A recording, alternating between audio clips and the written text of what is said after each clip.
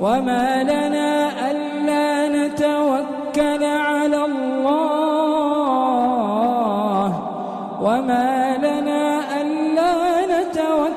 على الله وقد هدانا سبلنا ولنصبرن